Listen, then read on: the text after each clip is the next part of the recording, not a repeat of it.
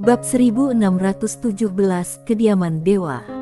Perubahan yang mendadak itu mengejutkan semua master yang menyerang Sander. Mereka diam mematung, memandang kepala berdarah di kejauhan dengan tidak percaya. Dibunuh begitu saja. Waktu perempuan berbaju putih mati, matanya terbuka lebar. Dia memandang orang di depannya dengan tidak percaya. Orang yang memegang kepalanya adalah seorang perempuan yang mengenakan jubah hitam ketat dengan pita putih diikatkan di pinggangnya. Rambutnya diikat jadi ekor kuda sepanjang pinggulnya. Wajahnya sinis, satu tangan di belakang punggungnya, dan tangan lainnya memegang kepala perempuan bergaun putih. Dia sangat ganas. Seseorang berujar dengan gemetaran, dia adalah Biarawati Muna. Biarawati Muna. Salah satu dari 3 biarawati. Biarawati Muna melempar kepala itu ke hadapannya dan menginjak-injaknya dengan kakinya. Dasar bajingan. Semua orang tercengang. Biarawati Muna berjalan perlahan mendekati Sander. Melihat ini, muka master-master yang awalnya menghalangi Sander kaget, mereka langsung mundur dengan gila-gilaan. Perempuan bergaun putih itu tewas seketika. Semua ini sangat kaget. Di waktu ini mereka sudah tidak berniat bertarung lagi. Namun ada pengecualian, yaitu kompi pengawalan dekat negara es. Mereka tidak mundur. Mereka sudah terlatih dan tidak pernah takut mati. Komandan kompi pengawalan dekat negara es memandang Biarawati Muna sambil berteriak, lawan musuh. Dia baru saja selesai berbicara dan hendak bergerak ketika di waktu berikutnya, Biarawati Muna sudah tiba di depannya.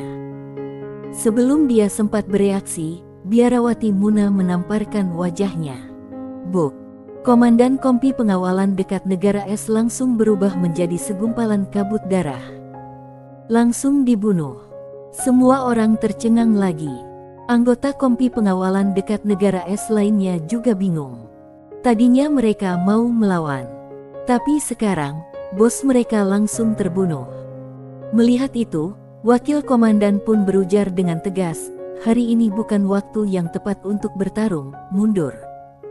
Sambil bicara, dia memimpin kompi pengawalan dekat negara es yang tersisa untuk mundur dengan cepat. Biarawati Muna tidak mengejar mereka. Dia berjalan langsung ke Sander sambil berujar, stempel suci. Tentu saja dia mengonfirmasi identitas Sander. Sander mengeluarkan stempel suci dan menyerahkannya padanya. Biarawati Muna memandang stempel suci di depannya, dan merasakan aura dewa muncul. Dia mengeluarkan liontin giok ungu emas dari kerahnya, yang di atasnya terukir kata Muna.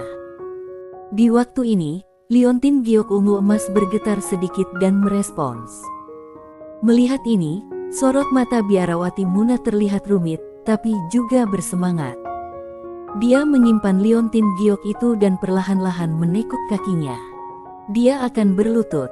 Namun, saat lututnya akan menyentuh tanah, dia mendadak mendongak ke arah Sander, tidak berujar apa-apa, hanya mengepalkan tangannya.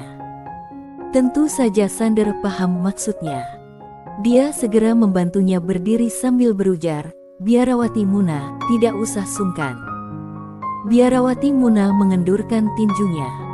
Dia melirik Sander, lalu berbalik memandang Biarawati Sabit di kejauhan. Biarawati Sabit sedang dikepung oleh beberapa master sekarang ini. Dia mendadak melesat. Buk!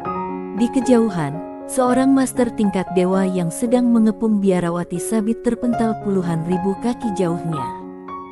Begitu dia berhenti, area ruang di belakangnya runtuh dan menjadi gelap gulita. Semua orang tercengang. Sander juga tercengang. Biarawati Muna ini, kekuatannya benar-benar agak berlebihan. Nacun dan master lainnya kaget melihat ini. Mereka segera mundur dan menjaga jarak dari Biarawati Muna dan Biarawati Sabit dengan takut. Biarawati Sabit berjalan mendekati Biarawati Muna sambil memegang sabit dan menyeringai. Kak!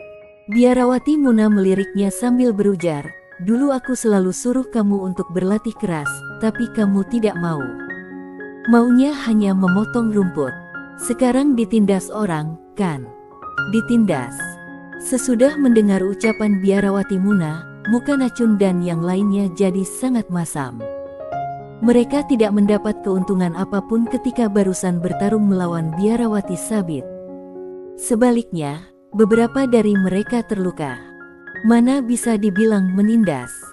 Biarawati Sabit terkikik, mengangkat dagunya ke arah Sander, dan membisikkan sesuatu. Sander terdiam. Biarawati Muna menoleh memandang Sander, lalu mengatakan sesuatu dengan suara rendah. Biarawati Sabit mengangguk cepat, bak ayam yang lagi mematuk nasi. Sander tercengang lagi. Biarawati Muna. Di waktu ini, Nachun keluar. Dia memandang Biarawati Muna dengan takut. Sebagai Biarawati Godes, apa kalian mau membantu penjahat? Biarawati Muna memandang Nachun, Nachun pun menunjuk ke arah Sander. Dia adalah seorang penghujat, penjaga ketertiban, dia. Biarawati Muna mendadak melangkah maju dan menampainya. Buk! Karena lengah, Nachun ditampar dan terlempar ribuan kaki jauhnya. Sesudah berhenti, retakan muncul di tubuhnya dan darah mengalir keluar. Dia bingung. Biarawati Muna memandang Nachun dengan tenang. IQ kita tidak setara, jadi jangan bicara padaku, mengerti? Semua orang tercengang. Dihina seperti ini, muka Nachun mendadak jadi sangat suram. Biarawati Muna, negara es tidak akan melepaskanmu. Dia akhirnya mengerti kalau tidak ada seorang pun di tempat ini yang bisa berbuat apapun terhadap perempuan ini. Biarawati Muna mengabaikannya dan memandang ke langit. Matanya tertuju pada Yona dan lelaki berjubah hitam di sampingnya. Yona memandang Biarawati Muna dengan sangat tenang. Biarawati Muna melirik Yona dengan sinis, lalu dia menarik kembali pandangannya dan berbalik memandang Sander. Ayo kita ke negara es. Negara es. Jethro yang berada di samping Sander kaget. Dia buru-buru bertanya, Biarawati Muna, mau pergi ke negara es? Biarawati Muna mengangguk. Jethro terlihat agak takut pada Biarawati Muna yang pemarah ini. Dia ragu-ragu sejenak, lalu bertanya dengan hormat, Biarawati Muna, pasti ada maksud dalam ucapanmu. Aku mau tahu. Biarawati Muna memandang Sander sambil berujar, pergilah ke negara es dan bangunkan pengawal darah dewa yang sudah lama tertidur. Pengawal darah dewa. Mendengar ucapan Biarawati Muna, Jethro kaget. Apa benar-benar ada pengawal darah dewa? Biarawati Muna mengangguk pelan. Sander bertanya dengan penasaran, pengawal darah dewa. Jethro berujar dengan berat, Tuan Utusan, kamu tidak tahu. Menurut legenda, pengawal darah dewa adalah sekelompok pengawal pribadi yang mengikuti dewa. Konon, jumlah mereka hanya 26 orang. Mereka pernah mengikuti dewa untuk menaklukkan alam semesta dan tak terkalahkan. Konon mereka membunuh semua alam semesta. Tapi kemudian, karena alasan yang tidak diketahui, mereka mendadak menghilang. Selain itu, tidak ada catatan tentang mereka dalam peradaban dewa. Jadi, semua orang mengira itu hanya legenda. Sembari bicara, dia memandang Biarawati Muna. Sander juga memandang Biarawati Muna. Gadis ini tahu lebih banyak. Biarawati Muna berujar, itu bukan legenda, itu benar. Mereka mengikuti Tuan untuk menaklukkan alam semesta. Tapi, mereka tidak membunuh orang-orang di seluruh alam semesta, tapi membunuh banyak sekali peradaban kosmik. Karena terlalu banyak membunuh, akibatnya mereka jadi punya hati pembunuh, mencapai Tao melalui pembunuhan. Kemudian, sesudah memukul mundur tanah tandus timur di medan perang alien, Tuan menyegel hati pembunuh mereka untuk mencegah mereka kehilangan jati diri. Tapi, Tuan menghilang. Jadi mereka semua memilih untuk tidur di bawah tanah di kediaman dewa di negara es. Sambil berbicara, dia memandang Sander sambil berujar, bangunkan mereka, maka tak seorang pun di peradaban dewa yang akan mempertanyakan identitasmu lagi. Di waktu yang sama, mereka juga akan bisa menekan semua pemberontak. Jethro berujar dengan cemas, sepertinya orang-orang di atas tidak akan membiarkan kita membangunkannya. Biarawati Muna memandang Sander sambil berujar dengan tegas, kamu harus pergi. Sander memandang ke arah Biarawati Muna. Biarawati Muna pun bertanya, apa menurutmu aku sangat kuat? Sander mengangguk cepat, sangat kuat. Namun, Biarawati Muna justru menjawab, beberapa di antara mereka lebih kuat dariku. Muka Sander langsung suram. Biarawati Muna menatapnya dan tidak berujar apa-apa lagi. Sander merenung sejenak sambil berujar, aku tahu apa maksudmu. Kita akan pergi ke negara es sekarang untuk membangunkan pengawal darah dewa.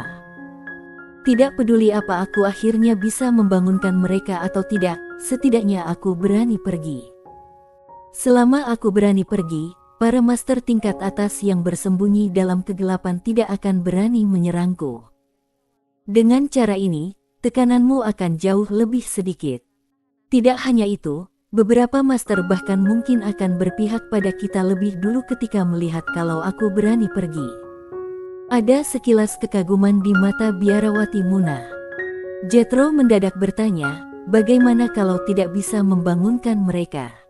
Biarawati Muna tidak mengatakan apapun. Sander juga tidak mengatakan apa-apa. Jethro pun sadar, kalau tidak bisa, itu berarti Sander palsu.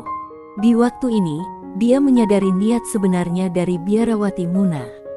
Jelas, Biarawati Muna juga tidak 100% yakin Sander adalah utusan dewa. Ini adalah ujian. Sander berani pergi tidak? Jethro memandang Sander. Kalau dia tidak berani pergi, berarti ada yang disembunyikannya. Kalau begitu, tamatlah riwayatnya. Sander mendadak tersenyum sambil berujar, kalau begitu, silakan Nona Muna membimbing jalan. Berani pergi. Jethro menghela napas lega. Semenjak dia memilih mengikuti Sander, dia tidak hanya merasa otaknya semakin tidak berguna, tapi jantungnya juga hampir tidak berguna. Biarawati Muna memandang Sander sejenak lalu mengangguk. Tenang saja, dalam perjalanan ke negara es, siapapun yang mau membunuhmu harus melangkahi mayatku. Sesudah itu, dia berbalik dan memandang sekelompok master di langit. Ketika melihatnya, mereka kaget dan tanpa sadar melangkah mundur. Biarawati Muna tidak peduli dan mengayunkan lengan bajunya. Duar. Ratusan kaki jauhnya, ruang di sana runtuh secara langsung, membuka sebuah terowongan ruang dan waktu.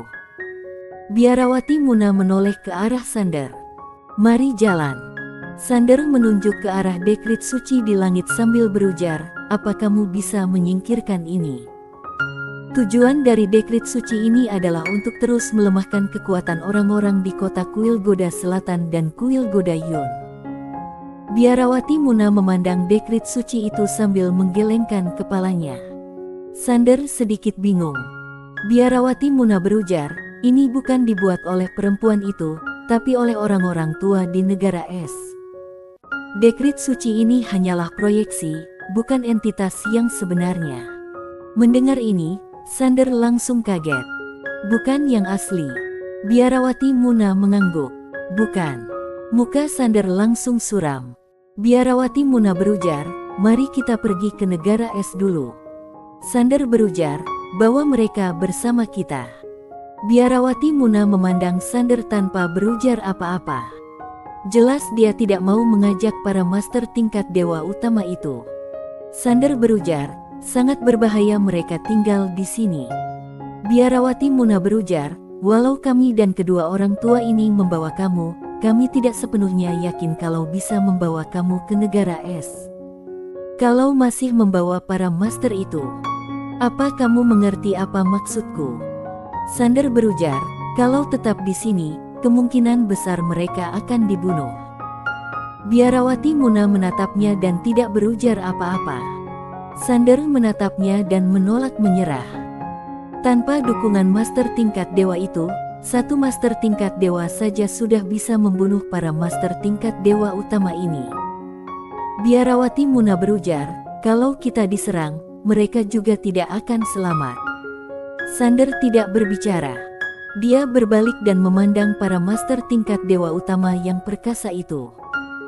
Di waktu ini, kekuatan para master tingkat dewa utama itu sudah sangat melemah karena dekrit suci. Tak lama lagi mereka akan menjadi orang biasa. Sander terdiam sejenak, lalu berujar, "Nona Muna, aku paham kekhawatiranmu, tapi orang-orang ini sangat setia padaku, mana mungkin sekarang aku mengabaikan nyawa mereka." Sambil bicara, dia merentangkan kedua telapak tangannya. "Tuan Pagoda, jangan buang-buang waktu lagi." Di suatu tempat dalam kegelapan langit berbintang, Zoha yang selama ini diam-diam memperhatikan, mendadak kaget. Cahaya keemasan meledak dari cincin penyimpanan, yang merupakan pagoda kecil. Dia hendak menghentikannya, tapi ketika dia memikirkan kekuatan menakutkan yang dimiliki biarawati Muna, dia langsung kabur. Pagoda kecil mendarat di tangan Sander. Sander berujar, "Tuan Pagoda." Pagoda kecil itu memancarkan cahaya keemasan, semua master tingkat dewa utama pun masuk ke pagoda kecil itu. Sander memandang Yona di langit sambil berujar penuh senyum, "Nona Yona, kami pergi dulu." Yona menatapnya. "Silakan." Sander berujar, "Kamu masih tidak mau turun tangan?" Yona memandang Sander. "Kamu belum memenuhi syarat." Sander tertawa. Yona tersenyum sambil berujar, "Aku tahu kamu punya rencana cadangan, dan lebih dari satu, tapi itu tidak masalah, kita lihat saja nanti." Sander menganggukkan kepalanya. "Oke." Bersambung.